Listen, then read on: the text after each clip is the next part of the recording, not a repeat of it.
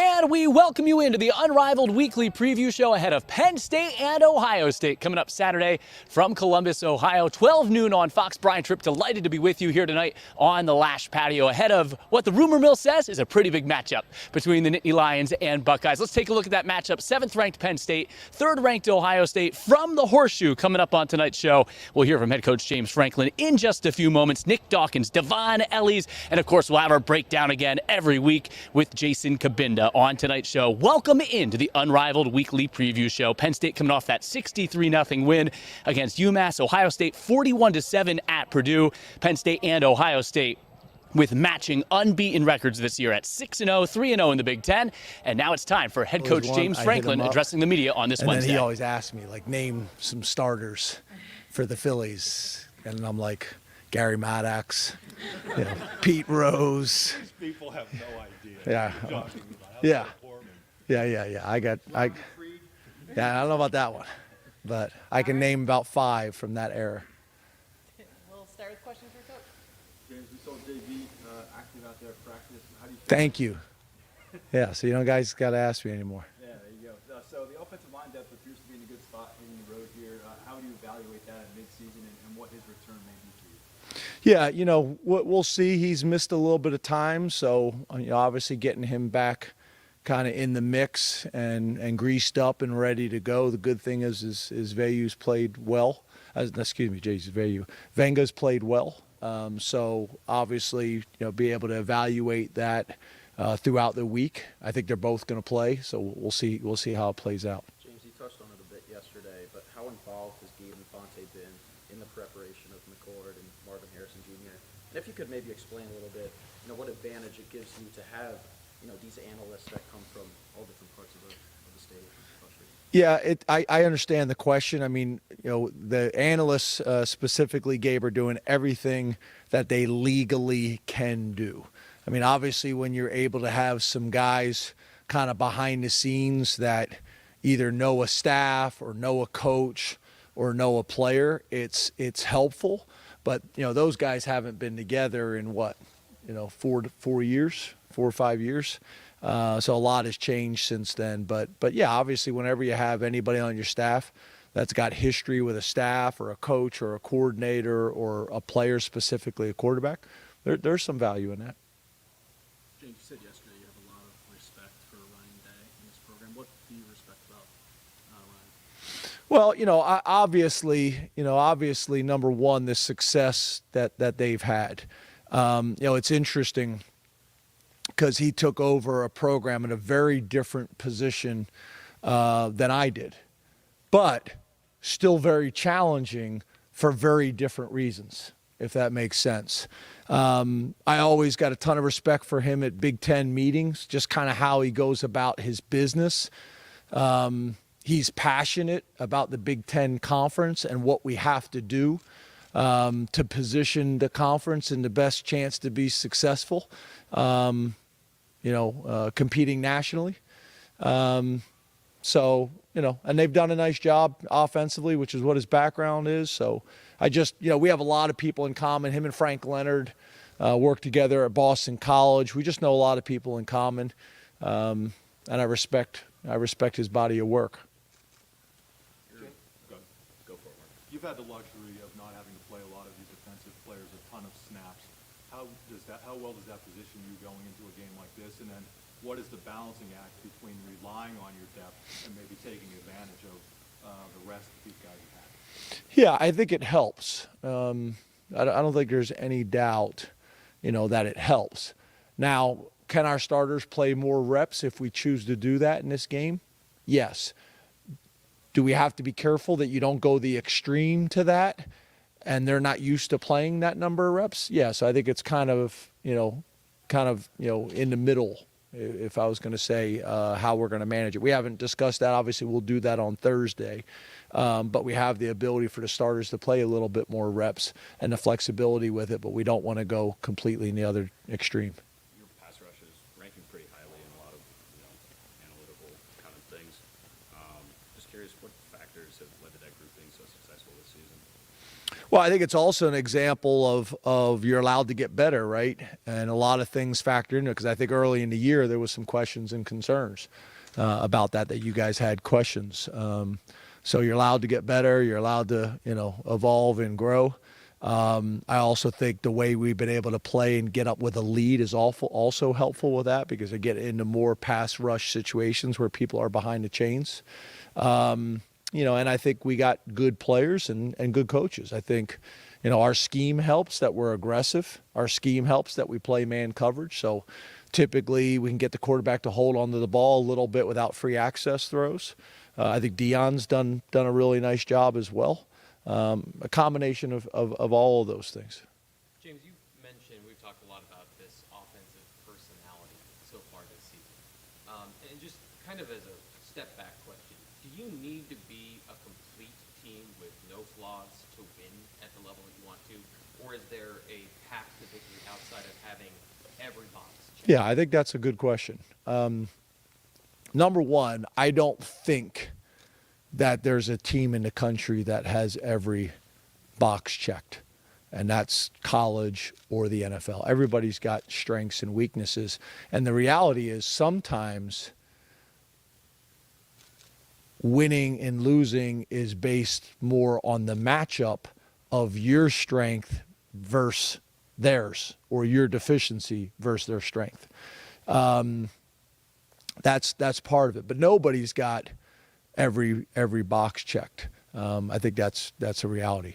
Where I think some of the questions have been fair, and I recognize it as well, and because I harp on it all the time. The two most important stats in all of football is turnover margin and explosive play differential.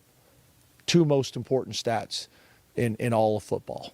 And I can't talk about that all the time with the team and with you and then act like that stat's not important when it's not in our favor. Like, it don't work like that. But to your point, I still think you can win a ton of games and at an extremely high level with not checking every box. James, in the past, you've talked about the difference between a top 25 team and a top 5 team, and how that's the hardest jump, right, to get there. When you look at what it takes to beat a top 5 team, how do you evaluate something like that, and how do you go about winning those games? Yeah, so a couple things, obviously. I think the first thing is you got to put yourself in a position to win those games. Which what I mean by that is you look at the NFL, typically those games come down to one possession games. And when you're playing two highly, ranked teams competing against each other, that's typically how it's going to come down as well. It's going to come down to a one possession game. And usually one of two things happen. Situational football is going to win the game for you, and you guys understanding how to handle situational football, whether it's 2-minute or 4-minute, the ability for you to close the game on your terms, or talent. It's very similar to, when you watch certain teams, certain games, no matter what the differential is, talent differential, people can hang around for a half. And then over time, the talent takes over. So those are the two things. And I think we have closed the gap with a lot of what people would consider the top 5 programs in the country. We have slowly chipped away at that. So we've put ourselves in a much better position. But I think it's going to come down to a one possession game. And we got to be able to find a way to win that situation at the end of the game, whatever it is, 4-minute, 2-minute, whatever it may be. We got to be able to capitalize in that situation on the road in a tough environment. How important is player-led leadership in a game like this? Will you expect people like Don DeLuca to tell the rest of the people on the team to be ready to make sure they're ready to play? Yeah, I think it's really important, because obviously, those veterans in games like this, the younger, inexperienced players that have not been in these type of environments or these type of games before, they're looking to lean on the coaches. They're looking to lean on the veteran players. And the reality is confidence comes with preparing well, but it also comes with experience. and those guys have it. So, our most veteran players, our best leaders, our best players, they need to play. They need to play well in these types of games. We don't have to play perfect, but we need to play well in these types of games. Can you describe the physical abilities you've seen from Theo and Tyler when it comes to run blocking?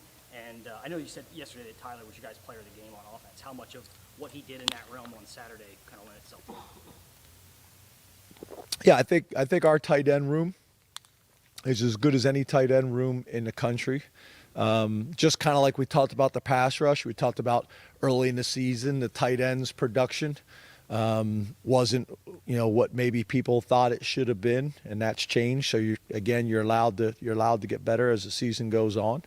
But those guys have done a great job, and you guys have heard me talk a bunch about having complete tight ends, which is something that we work very hard at. I think it's harder than it's ever been because most of these guys don't come in with any of that experience. It's kind of like our discussion yesterday about throwing checkdowns or throwing the long ball. What are you doing in the backyard with your dad? What are you doing with your buddies? It's the same way with tight ends. You think tight ends are blocking a blocking sled in their backyard or out with their buddies? No, they're catching balls and running routes. So spending enough time working on that so that they can help us be successful and win at the highest level, but also prepare those guys for the next level. And one of the things that we talk about all the time with the next level and development at the tight end position is if you're just a receiving tight end, there's going to be a number of teams that want you, but not every team. If you're just a blocker, there's going to be a number of teams that want you. But if you can do both, all 32 teams want those guys. We need that at our level, but it also is going to help them long term as well to buy into that and invest in that. James, last Wednesday when we were in this setting, you were very complimentary about your practice performance from the team, and you also looked back after that win over UMass and credited some of that to the practice week. How were you kind of feeling about the performance thus far through a couple of days? Yeah, I just said it again. I think, we got some guys that if we didn't have really good depth and really good health, would be playing for us right now, in a top 10 program as true freshmen. The fact that those guys are not full-time maybe on the D squad, but they're rotating back and forth, it's been really good. It's been really competitive. There's some guys that maybe weren't ready at the beginning of the season that I think are more ready now, at least physically. And the way they're practicing and competing, it forces our guys to come to work every single day. And the more days we can put together like that, especially on Tuesdays and Wednesdays, it gives us the best chance to prepare for what the speed and the violence is going to be like on Saturday. Combine that with the good-on-good periods we have as well. I think it's the best way to give us a chance to be prepared on Saturday and play well. Thank you.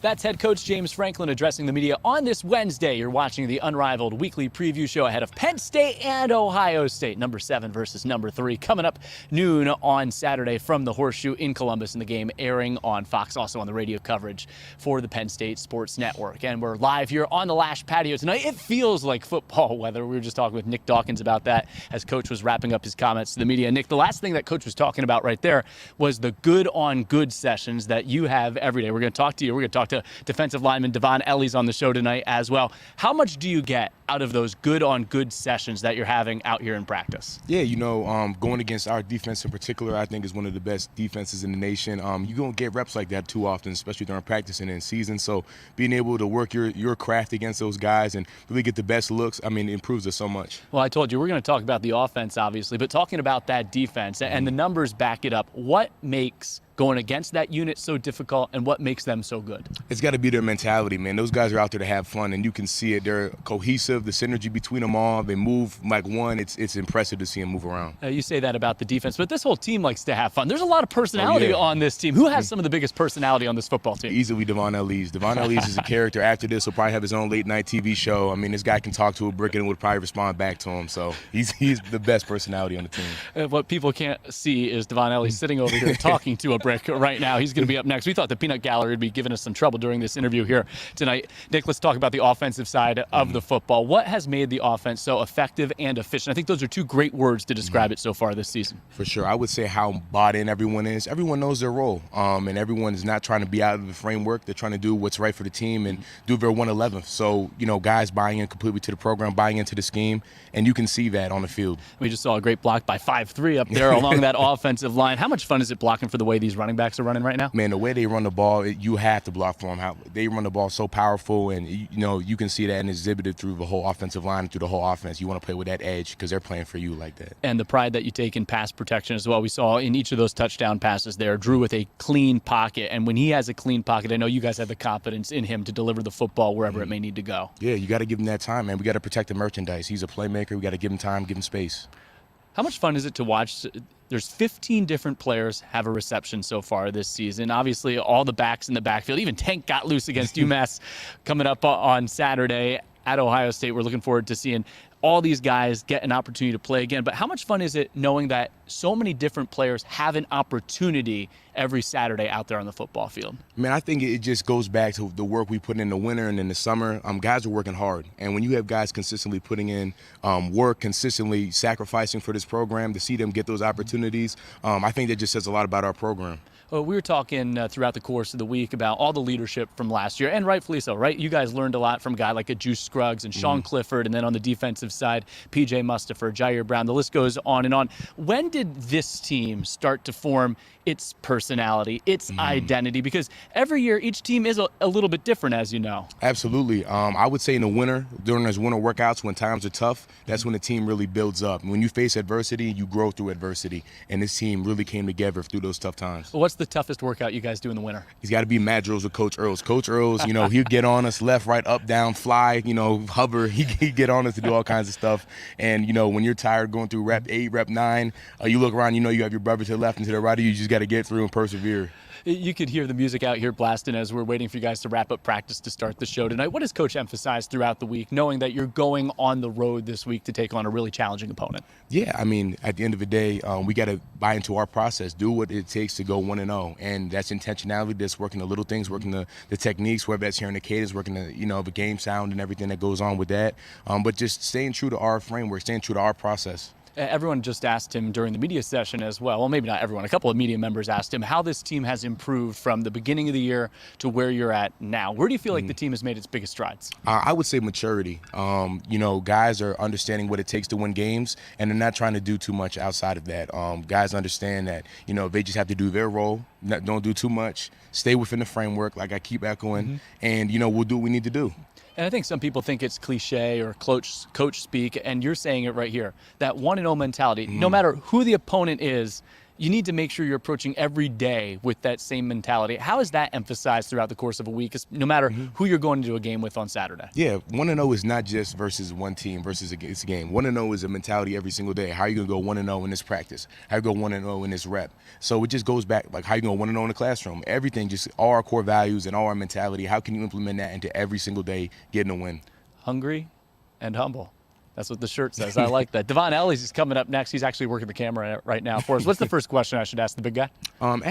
Please ask Devon Ellies about his personal style. This guy has a closet. This guy could walk through a dirt road with a white suit on and not come out dirty. This guy is one of the cleanest guys on the team. So let's dive into that a little bit. Best style on the team, Devon Ellies? Easily. So best personality and best style. He's a renaissance man. He does it all.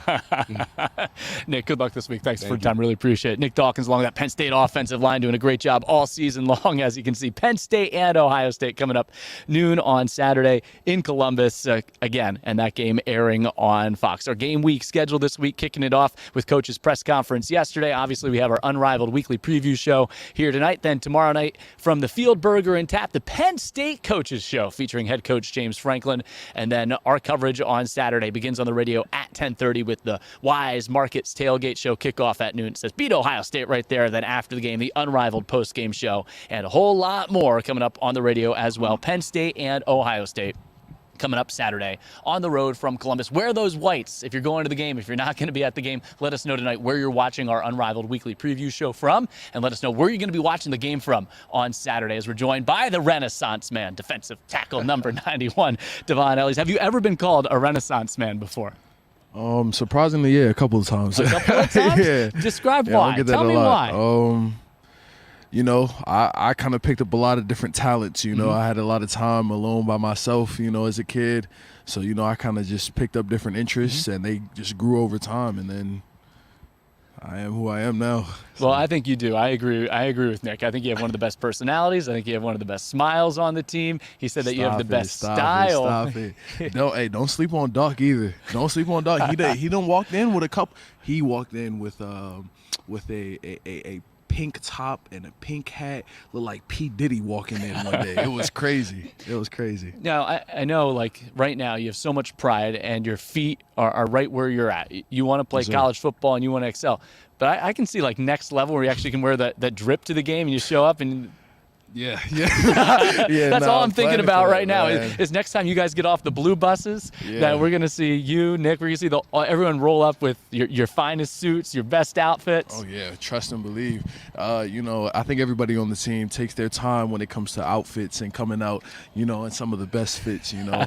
You know, they want to be represented very well. So they take their time. Everybody on the team does, for sure. Well, speaking of the best fits, I think there's nothing like those road whites. They're clean. It's clean, the cleanest of clean. I love going away just because, one, you're in a hostile environment, and then two, you're wearing the all white amongst another color, you know. I remember last year when we went to Purdue, it was a blackout, I guess, and we were wearing all white. I just felt like, yeah, we were gonna do something special there, and you know we did. So I just love that little hostile environment, wearing the all white.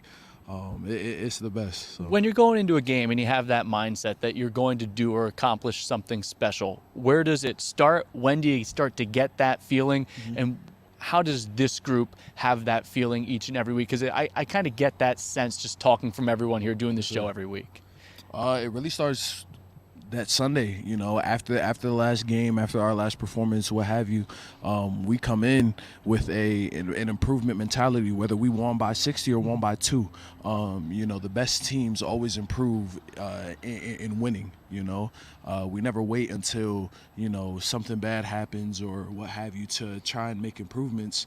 It's always a constant improvement from the time we come in here to the time we leave. Well, we saw it against UMass on Saturday, the entire defense, but you in particular, the ability to make plays on both sides of the line of scrimmage. And this defense has been so good at pressuring the quarterback, those tackles for loss, coming up with those big plays. How has that mentality really been installed by the entire coaching staff and Coach Diaz with the defense this year? Well, as the whole staff agrees, like, you know, we play against the best of the best every single week, you know, against each other. You know, in practice, we're going against some of the best offense in the country, some of the best wide receivers, some of the best linemen in the country. And then as a defense, we're just constantly pushing each other. So we're watching some of the highlights here from that UMass game. Yourself, as a run defender, how have you improved as a run defender? You know, I think Deion really helped me a lot, just as far as like my pad level, getting vertical, especially in Coach Manny's defenses. That's what he harps on a lot. And I think I've improved a lot in my technique, just coming off blocks. I think that's been a big improvement for me in my game. I know when I talked to Coach going off the field at halftime on Saturday, I mentioned the defense seems to really set the tone for the football team. And I know that all starts up front with winning the line of scrimmage and establishing that physicality. How do you set the tone with your play along the defensive line, your entire group, your entire room? It's from that first strike. You know, everything starts and ends with the players up front. So we come off, we're just trying to kill the man in front of us, whether that's, you know, UMass, you know, whoever else we're going against. That's just the mentality that we have from the first strike, from the first step, from the first big play, for the first play, really. We kind of set that tone for ourselves moving forward through the rest of the game. Well, what has the entire staff emphasized, knowing that obviously there's a challenging opponent, but a great opportunity to go on the road and have success this week? Being ourselves, you know. Many teams go into like a lot of different environments and they try to take on the personality of whatever team they're playing or they play to their level. We're always now trying to play to our standard, who we are as a defense, who we are as an offense. We're not dependent on anyone else, whether it be in that stadium or outside the stadium. We're us all the time. Devon, great stuff tonight. Good luck this week. Really appreciate it. Thank Devon you. Ellies joining Appreciate us you, here boss. on the Unrivaled Weekly Preview Show ahead of Penn State and Ohio State coming up on Saturday at noon on Fox from Columbus, Ohio. Can't wait for this matchup. The number 2 and number 3 scoring defenses, number 1 and number 7 total defenses squaring off. We just talked to one of those great members of the Penn State defense that has been lights out all season long this year. Should be a great matchup. Penn State and Ohio State. Let's go into our players to watch for this week's matchup between the Nittany Lions and Buckeyes. And on the Penn State offensive side of the football, returning to his home state, the quarterback Drew Aller, number 15 on the season, better than 65% completion percentage, has not turned the ball over. You see a dozen touchdown passes. He's been really efficient, also using his legs, buying time in the pocket there. The big strike downfield to Keandre Lambert-Smith, and against UMass, again, efficient and effective. I think those are two really strong words to describe this offense. You can see how many different players he's involved. Harrison Wallace, I think, could have a big role on Saturday, and obviously the tight ends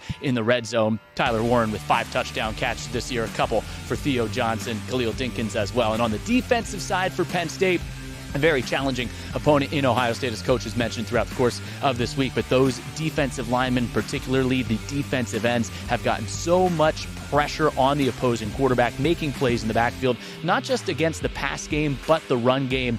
Adisa Isaac, Chop Robinson, you see their outstanding numbers there. I think the thing that strikes me most about Isaac, he only has 12 total tackles this year, 7.5 tackles for loss, 5 sacks, and this is a fresh, a very deep group. As we've talked about some of the numbers, the outstanding numbers Penn State has with all that depth along the defensive line and in the secondary as well, which will go into its greatest test of the season so far. Marvin Harrison Jr., Emeka Ibuka, Cade Stover, Julian Fleming, the list goes on for Ohio State. But what a great matchup this will be. You know, you talk about going good on good in practice. This is going to be good on good in this game. Johnny Dixon, Kalen King, Daquan Hardy, Cam Miller had a big day against UMass, just making plays in the secondary. We saw Daquan Hardy right there with the interception, the run back on that interception. How about the run backs he had on the punts against UMass the other day inside Beaver Stadium? Penn State goes on the road to take on Ohio State. Already mentioned a few names for the Buckeyes. Let's look at the key players to watch for Ohio State. Wide receiver number 18, Marvin Harrison Jr., 31 catches this year, 604 yards. Cade Stover, the tight end, 23 catches, 359 yards, 3 touchdowns. And then on the defensive side, as you can see, a couple of guys, and we know number 44 can make some plays, made some plays last year against Penn State than Eichenberg. Coach Franklin called him earlier this week one of his favorite players. He's a coach's favorite right there. 46 tackles, a sack, 2 tackles for loss in what is a game that just features so much talent on both sides of the football. Penn State and Ohio State coming up Saturday in Columbus. Can't wait for this matchup. Still to come on tonight's show here on the Unrivaled Weekly Preview Show, live from the Lasch patio. Jason Cabinda is going to join us in just a couple of moments to break down this matchup. Remember, he's going to be with us each and every week. Former Nittany Lion great, played on the defense here, big special teams player, playing on the offensive side of the football and on special teams with the Detroit Lions. He's going to be with us in just seconds, but let's first, speaking of NFL, let's take a look back at this past week in the NFL for a couple of former Nittany Lions. This week in the NFL, Falcons defensive end Arnold Ebiketie recorded his first sack of 2023 and finished Sunday's game versus Washington with 1.5 sacks. Bears safety Jaquan Brisker totaled 6 tackles, a half sack, and a forced fumble against the Vikings. Cowboys linebacker Micah Parsons had a late sack to help seal a Cowboys win over the Chargers. And Jaguars tight end Brenton Strange with his first NFL touchdown on this catch from 10 yards out in a big divisional win.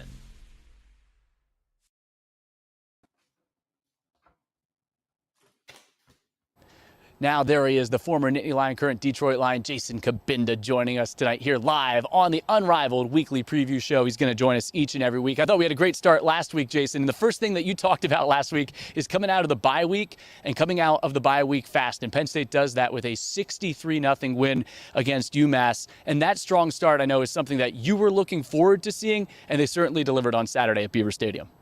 Yeah, that's absolutely what I was looking for. You know, be exactly who we are. You know, go out there and show them who we are. Let's not leave this game with any kind of question marks. And I feel like we really did that, man. They played a complete game. Obviously, you saw the immense production on special teams, which was huge to see. You know, Daquan Hardy with those couple of touchdowns. I mean, that was absolutely awesome. I think that gets everybody fired up when you see a punt return touchdown like that.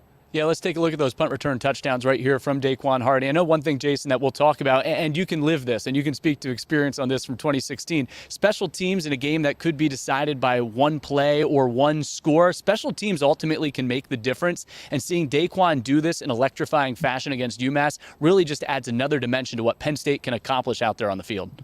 No doubt about it. And I think it's going to be a huge part of this game, especially just because of the fact that you're talking about two powerhouse defenses. These are two of the best defenses in the entire Big Ten. So it's going to be a bit of a position battle game for, a decent amount of the game, whether it's pinning guys back inside of the 10, whether it's taking advantage of, a turnover or a great return. These things are going to be huge for this game. So I'm looking forward to seeing that. All right, before we even dive into this matchup and talk more about what Penn State has done so well this season, you played in some monster games during your Penn State career and some monster games against Ohio State. You've played in some big games in your NFL career, and your team's having a great year this year. What's the mentality going into a game like this? Like, Coach, I know everyone's bought into, and you just heard Nick Dawkins and Devon Ellies talk about their mindset and their mentality. It is 1-0 every week, but you're going on the road and taking on the third-ranked team in the country. What's the mindset for the Penn State locker room going into this week's game? Yeah, I think to me, it's about making this game personal, if I'm being completely honest. We haven't beaten this team since, I believe, 2016, when I was there. So if I was in that locker room, that would be the number one thing that I'd be thinking about is, hey, we need to give it to these guys. We haven't beaten them in quite some time. This is a season-defining type of game, two top 10 teams, and at the end of the day, it's a possibility that the playoffs are on the line. So, we got to come out strong. We got to come out with that fire. We got to come out with that energy. I know Coach Frank is going to have those guys fired up and ready to go, man. Drew Aller is going to be leading these guys on offense. I'm excited, man. I'm excited. Yeah, I think everyone's excited for this week's game. Well, we just talked to Devon and to Nick, and one of the things I mentioned was that the defense, and you can appreciate this here at LBU, the defense has set the tone all year long. Last week we talked a little bit about what's made this defense so good. The defensive line has the ability to really set the tone for the game and the way that Penn State attacks on the defensive side of the football.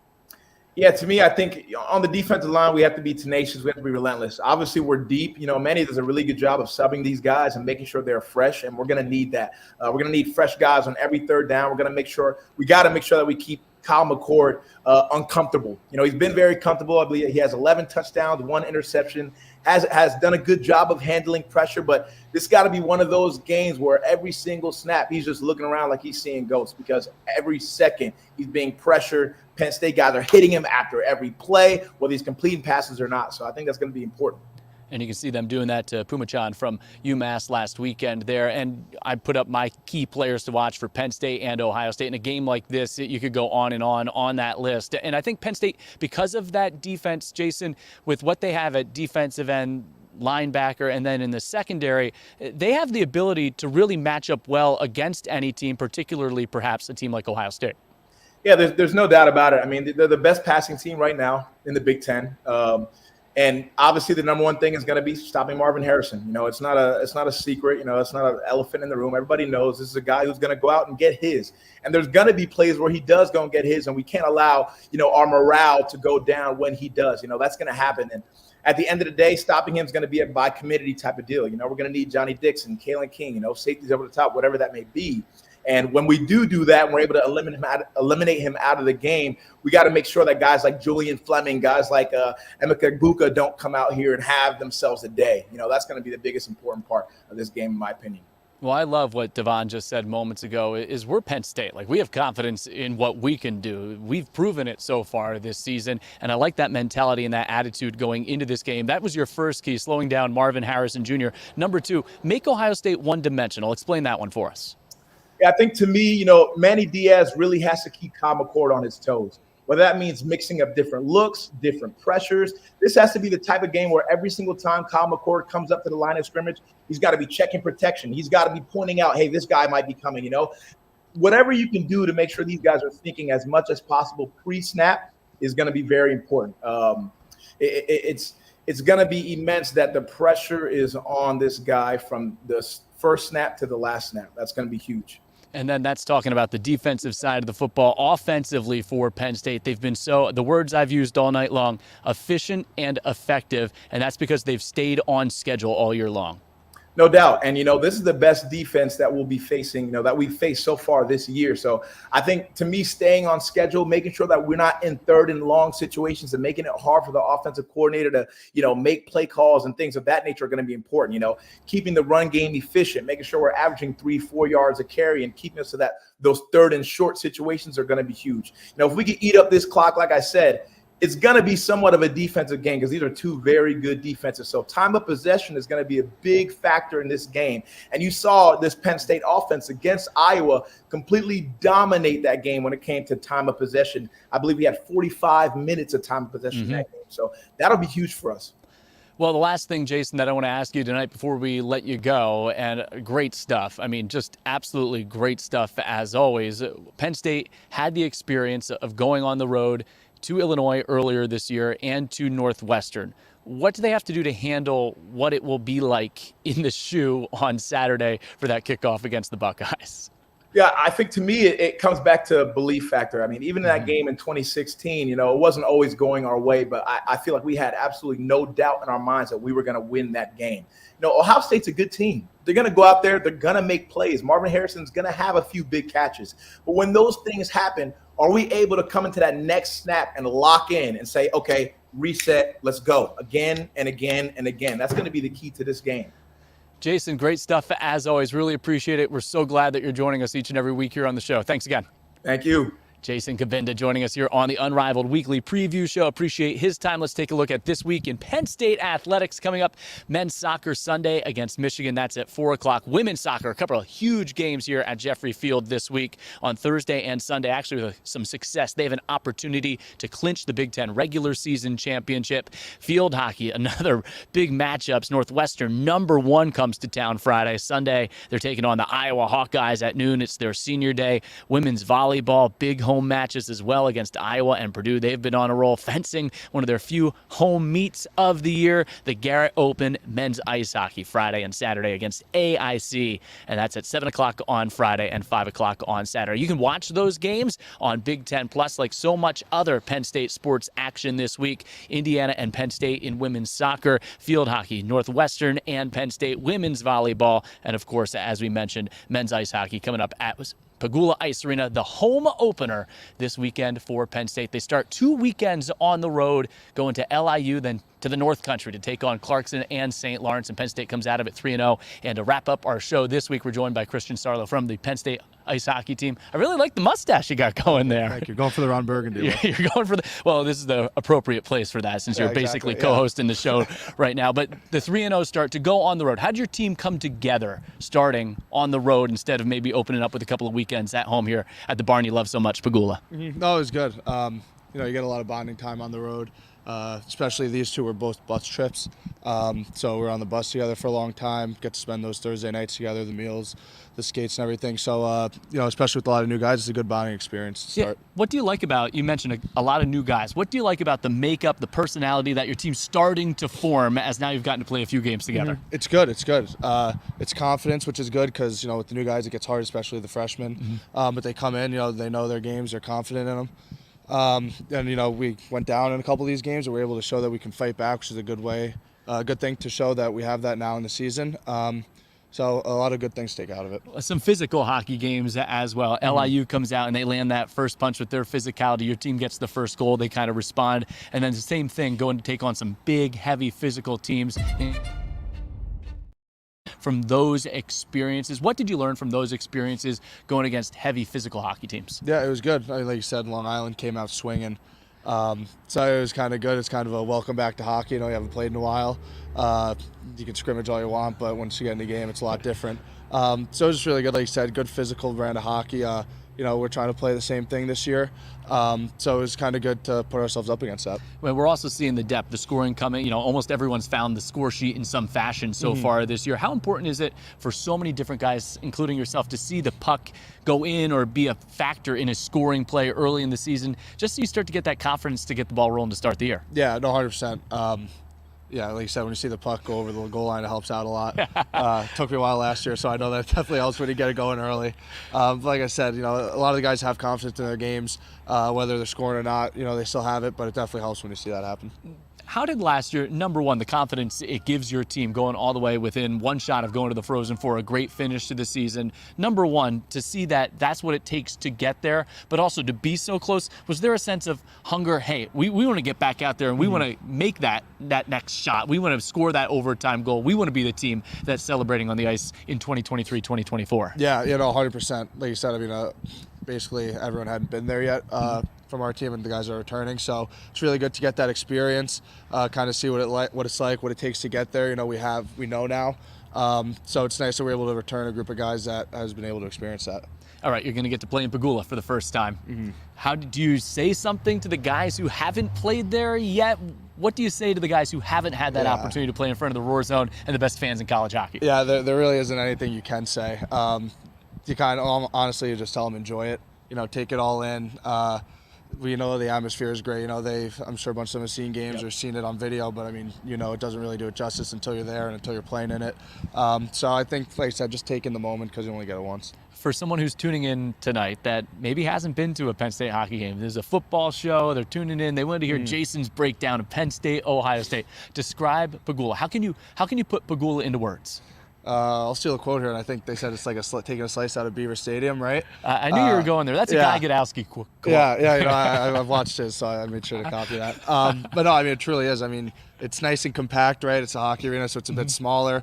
But I mean, that place is packed to the brim every night. The student section's bringing it every single day. They're the best. The fans are coming up and doing a really good job of supporting us. So no matter where you are in the building, it's rocking. I know the team's off to a great start, but you're never satisfied with where you're at. Special teams have been solid so far. You've been able to win some draws.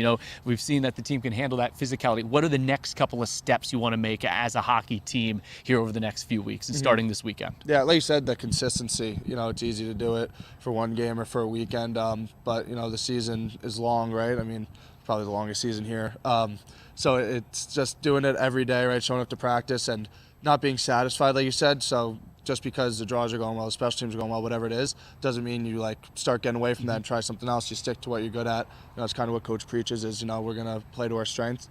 So just, fixing the weaknesses and really focusing on the strengths. Well, and you're hoping that season goes from October all the way to April. Yeah, as long as possible. As long as possible. Christian, really appreciate the time tonight. Thanks for standing out here. It feels like a hockey rink out here tonight. Yeah, so not too bad. I saw we outside. I was a little worried. We could have got the quarters up on. All right, Christian, really appreciate it. Good luck this weekend against AIC. And as you can see, our Penn State Student Athletes of the Week presented by MI Windows and Doors. Kat Asman from the Penn State women's soccer team, Daquan Hardy from the Penn State football team, our Penn State Student Athletes of the Week. Good luck to the men's ice hockey team this weekend. Big games at Pagula. The Penn State Coaches Show featuring James Franklin, Megan Hodge-Easy, women's volleyball assistant coach, one of the legends, one of the best to ever play here. There's a list of her accolades. That's coming up tomorrow night from the Field, Burger, and Tap as a part of our game week football coverage. Again, that's 6 o'clock on Thursday. Then Saturday, you can see our game day rundown there on the road coverage of Penn State football, home and away this season. After the game, the Unrivaled post-game show. The Nittany Lions taking on the Buckeyes. We'll have exclusive interviews, exclusive content, highlights immediately after the game. Can't wait to get to Columbus and see this thing kick off on Saturday. For the rest of the season at home, remember when Penn State comes back at home, it will be Military Appreciation Day against Indiana on October 28th. I loved those Generations of Greatness uniforms as an aside last Saturday. The Stripe Out against Michigan, November 11th at noon, and then All U Day, Senior Day, November 18th against the Rutgers Scarlet Knights. So Penn State and Ohio State, our matchup this week from Columbus, Ohio. Great stuff on tonight's show. We kicked it off with head coach James Franklin's Wednesday media availability in the media scrum out there. I know, look, we're trying to bring you the best that you can get. Exclusive coverage. Head coach James Franklin just in a scrum there talking to the media, and then Nick Dawkins, Devon Ellies here on our set to hear from a Nittany Lion great, Jason Cabinda, and then to talk some Penn State hockey here tonight with Christian Sarlo. Really hope you enjoyed the show here tonight. Again, in the comments each and every week, let us know where you're watching from, what you're looking forward to for the game. If you have questions for Jason, drop them in the comments section. We'll try to get to that next week on the show. If you have any questions for Jason, listen, drop those right into the comments section, and we'll get those questions to him. And again, really appreciate everyone tuning in. So for Ross Woomer and Alyssa Wagner, who are producing the show back over at Pagula Ice Arena tonight, I'm Brian Tripp saying so long from the Lasch Building patio. I can't wait to go inside and warm up. It is football weather. It is football season. And man, do we have a great matchup, a couple of unbeaten squaring off on Saturday in Columbus. We will talk to you after the game with our Unrivaled post-game show. But for now, I'm Brian Tripp saying so long. Thanks for tuning in.